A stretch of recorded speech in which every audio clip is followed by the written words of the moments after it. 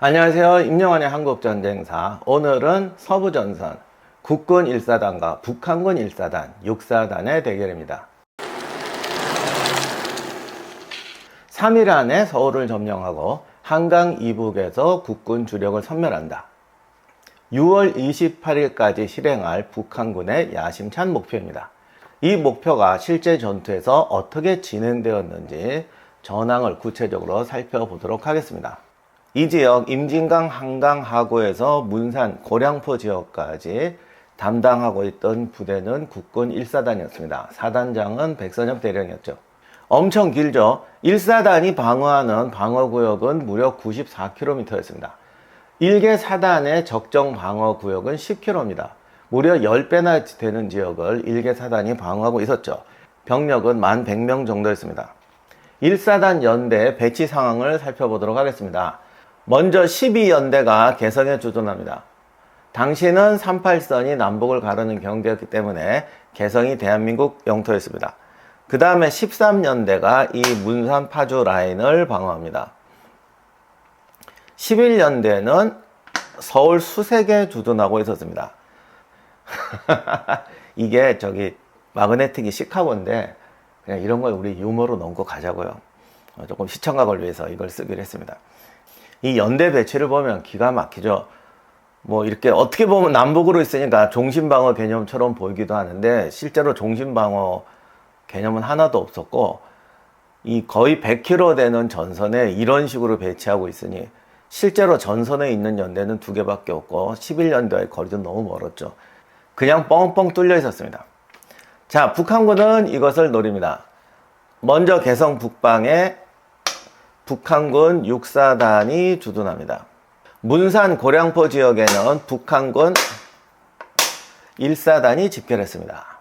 1개 사단 3개 연대와 국군 1개 연대의 대결입니다. 여기에 적군은 전차까지 있었죠. 북한군의 주력은 105 전차여단인데 그 중에서 206 연대를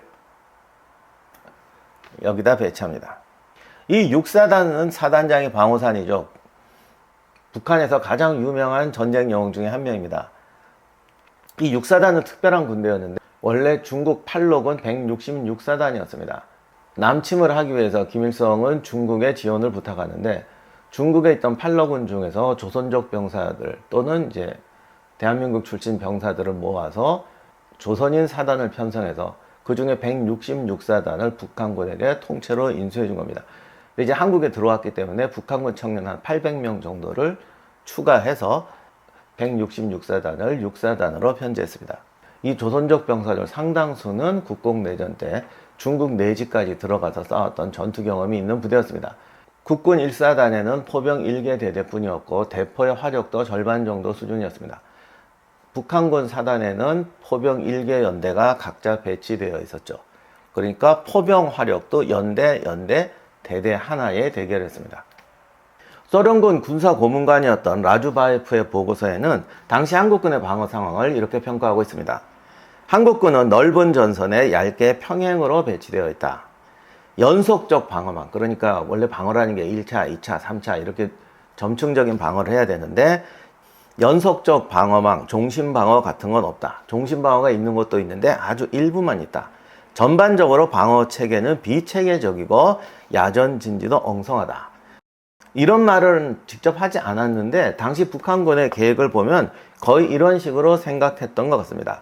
한국군 방어망은 일종의 얇은 송판과도 같다. 한 방 때리면 부서져 내린다. 그리고 이 한강에서 부서진 파편을 주워 담으면 전쟁은 끝난다라는 거죠. 6월 25일 아침에 개성 송악산에서 개성 시내를 내려다보던 북한군이 공격을 시작합니다. 북한군은 이때 기가 막힌 전술을 쓰는데요. 13연대가 송악산에서 개성 시내를 공격하는 동안에 북한군 15연대가 기차를 타고 개성역으로 내려옵니다. 당시에 이 경의선 철도가 개성을 지나서 임진강 지나서 서울로 오는데 이 철도가 파괴되지 않고 살아 있었던 것 같습니다. 12연대는 송악산 쪽으로 전진 배치되어 있었는데 갑자기 시내 한복판에서 북한군이 그냥 꾸역꾸역 내린 거죠. 게다가 12연대는 당시 3분의 1이 휴가가 있었기 때문에 병력이 800명 정도밖에 되지 않았습니다. 그러니 12연대는 무참하게 무너지고 오전 7시 반에서 9시 반 사이에 개성은 점령당합니다. 한 2개 중대 병력만 탈출에 성공했다고 합니다. 백선엽 대령은 당시 서울에 있다가 급히 이 파주 쪽으로 오게 됩니다. 그리고 11연대에게 출동 명령을 내리죠. 당시 임진강 철교는 이쪽에 있었고 개성에서 문산 파주를 통해서 내려오는 길이 서울로 내려오는 주도로였습니다. 여기가 지금 이제 임진각이 있는 자리입니다. 또 하나의 길이 여기 고량포를 통해서 적성을 통해서 서울로 내려오는 길이었죠. 이 임진각 지점에서 최초의 전투가 벌어지게 됩니다. 먼저 1사단 공병대가 이 임진강 철교를 폭파하려고 했는데 실패합니다. 그 이유는 아직 밝혀지지 않았어요. 공병대가 폭탄 설치를 잘못할 수도 있었고 북한군 동조 세력이 선을 끊었을 수도 있습니다. 자, 이렇게 해서 이제 전투는 13년대가 맡게 됩니다.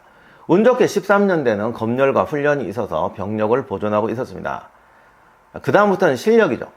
54년 4월에 한국군 전군 사단장이 동시에 교체됩니다. 이때 새로 부임한 백선엽 대령은 라주밥 F 보고서에 있는 대로 국군의 방어 전략이 없다시피 한 걸 파악하고 경악합니다. 이것이 분명히 북한군의 주 진격로가 될 거기 때문에 이 자락에 급하게 방어 진지를 구축합니다. 그래서 임진각을 내려보는 부분, 이쪽 산 지역을 통해서 참호를 건설해서 개성은 사실 방어가 불가능하기 때문에 적이 침공하면 이 임진강과 이쪽에 있는 산자락을 위주로 해서 방어선으로 형성하는 방어 진지를 구축합니다. 이 진지공사가 전쟁 나기 한 달 전인 5월 달에 진행되었는데 당시 파주 주민의 학생들까지 동원돼서 참호를 팠다고 합니다. 물론 그 참호는 토치카, 그러니까 지붕이 있는 유계호가 아니라 그냥 개인 교통호를 연결한 그야말로 참호의 연결선이었지만 그래도 이쪽에 진지를 구축하고 포대가 위치할 수 있는 진지를 만들고 해서 하나의 방어선 개념으로 만들어 놓을 수 있었죠. 또 하나 중요한 역할을 하는데 이 1차 방어선이 무너질 때를 대비해서 이 봉일천 쪽에 2차 방어선을 형성합니다. 이쪽은 진지가 좀 부실하긴 했지만 그래도 전 연대에게 단계적인 축차 방어, 종심 방어 전략을 숙지시킵니다.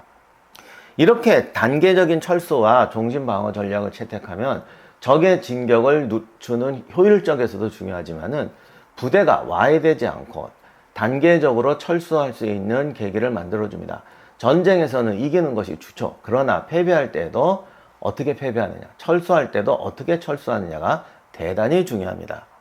수색에 있던 11연대가 신속하게 올라와서 13연대의 좌측에 배치됩니다.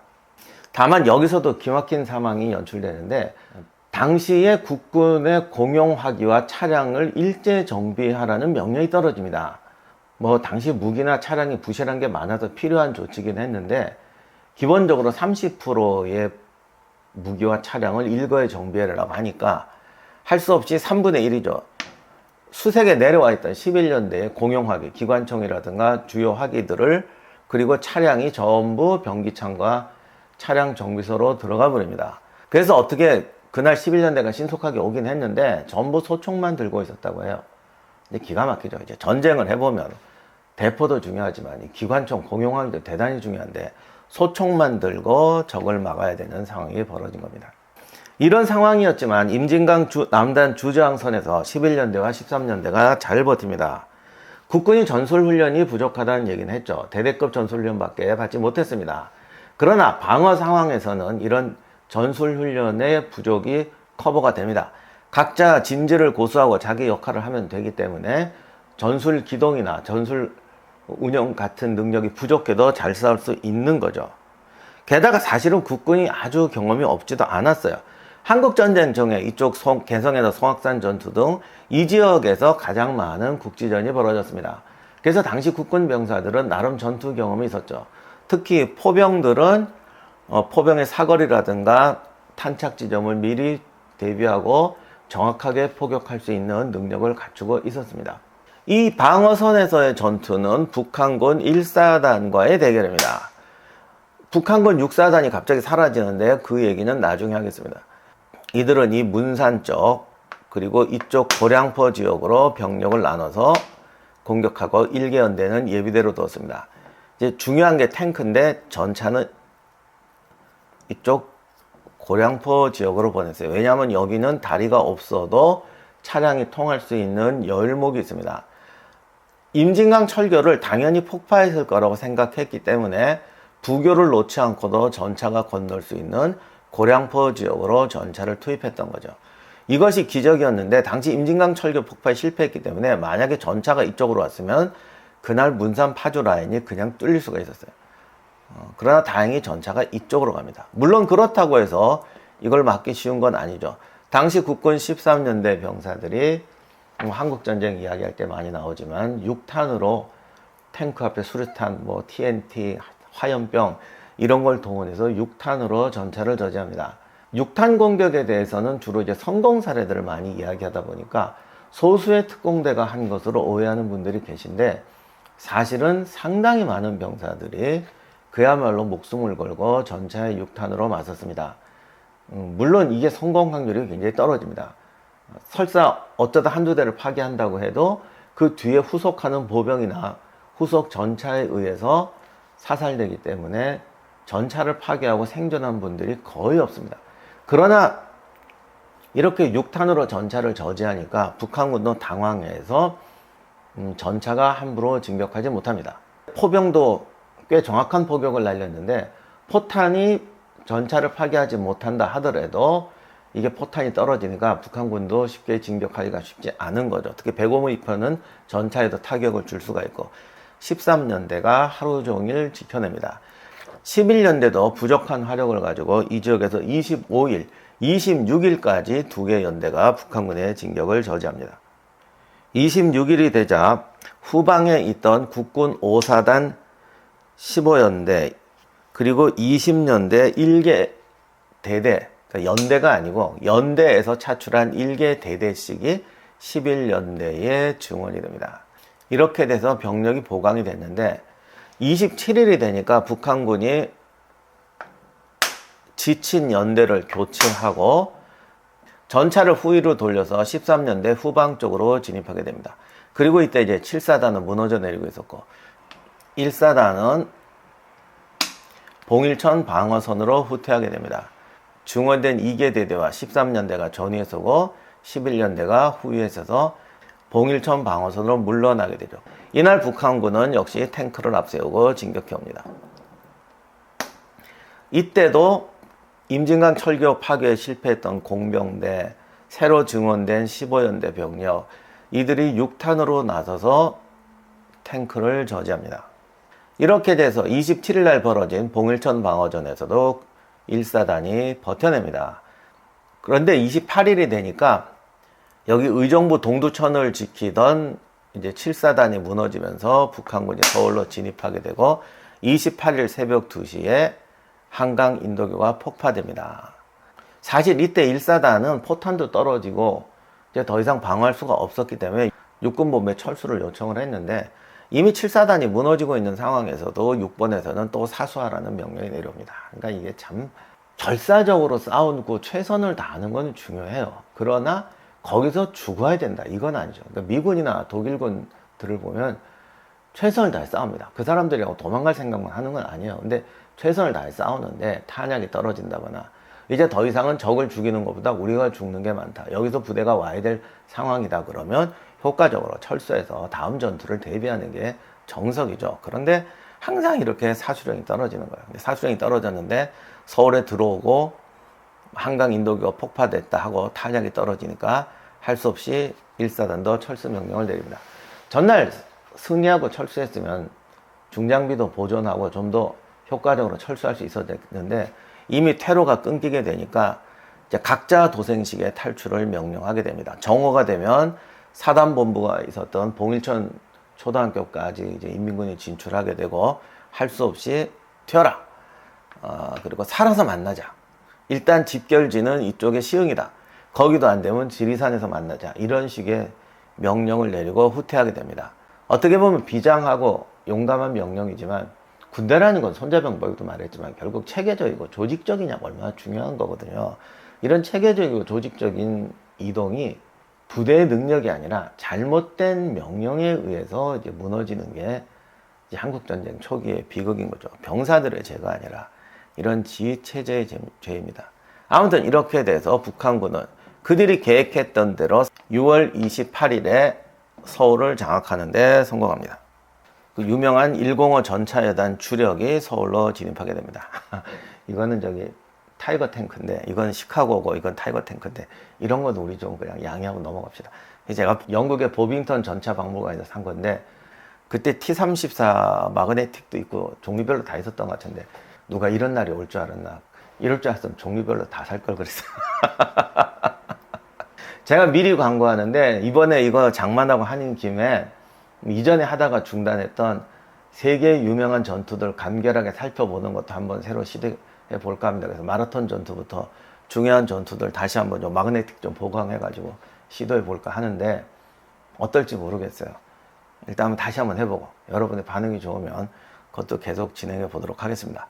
자, 이렇게 돼서 6월 28일까지 서울을 점령한다는 북한군의 한 가지 목표는 달성이 됩니다. 그런데 사실은 이것도 실패였던 것이, 서울을 장악하는 이유가 행정부를 장악하는 게 목적이었는데 그 행정부를 장악하는 건 실패합니다. 그러니까 이것도 절반의 성공이었어요. 이제 나머지 절반, 국군 주력을 한강 북쪽에서 섬멸한다라는 계획은 완전히 실패하게 됩니다. 왜 실패하게 됐느냐? 그리고 지금까지 전투를 보여드렸는데 조금 이상하죠. 북한군 최정예인 6사단이 개경을 점령하고 국군은 당시 길이 이랬기 때문에 이쪽으로 탈출해 오는데, 북한군 6사단이 추격해 온 것이 아니라 이쪽에 있던 북한군 1사단이 공격해 옵니다. 방어 전면이 너무 넓었다는 얘기를 말씀드렸지만 북한군의 공격 전면도 좁은 건 아니었어요. 이때 북한군 1사단이 맡았던 전선은 거의 20km였습니다. 물론 국군의 방어선이 원래 구멍이 뻥뻥 뚫려 있으니까 넓게 포진해서 빈자리를 뚫고 나온다라는 자체는 훌륭한 전략인데, 실제로는 빈자리를 뚫고 나오지도 않고 이쪽에서 강력한 국군의 저항을 만나게 되죠. 왜 이렇게 됐을까? 6사단은 뭘 하고 있었을까? 북한군이 한강 이북에서 국군을 섬멸한다는 차단 작전은 어떻게 된 것일까?